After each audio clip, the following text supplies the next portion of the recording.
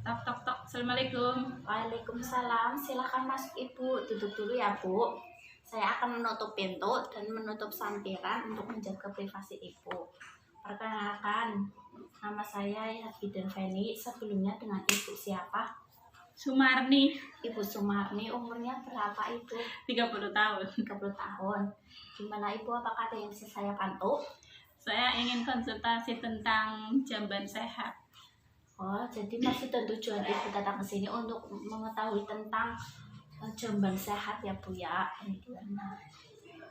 Sebelumnya apakah Ibu sudah mendengar jamban sehat itu sendiri apa belum?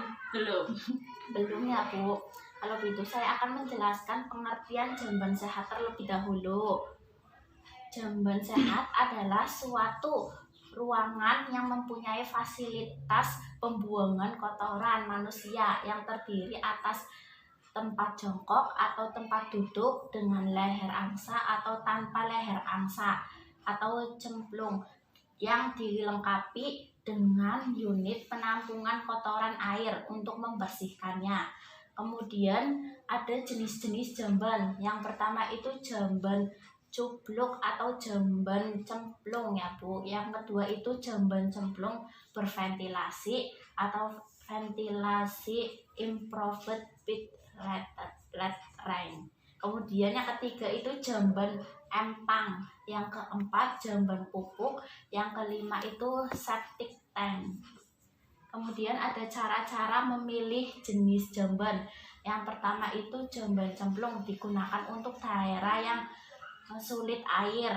Yang kedua jamban tangki atau septic atau leher angsa digunakan untuk daerah yang cukup air dan daerah padat penduduk.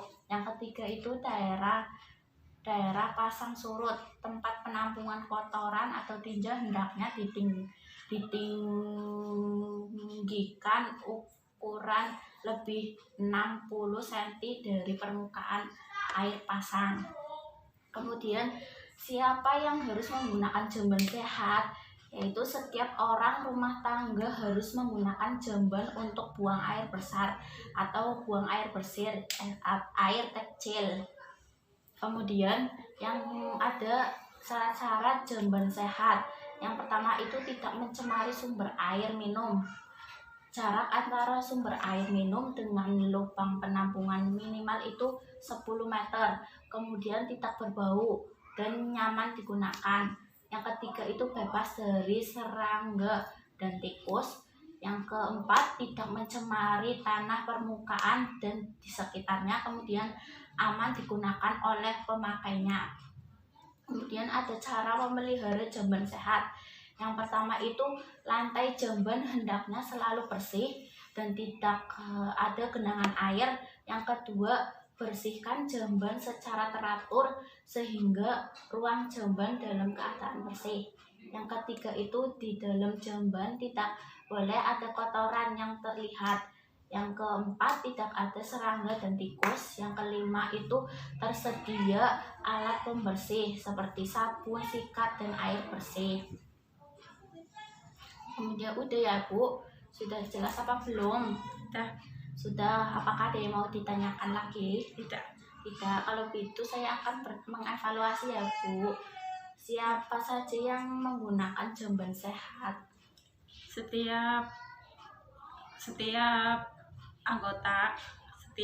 anggota keluarga, setiap anggota rumah tangga harus menggunakan jamban untuk buang air kecil dan air besar.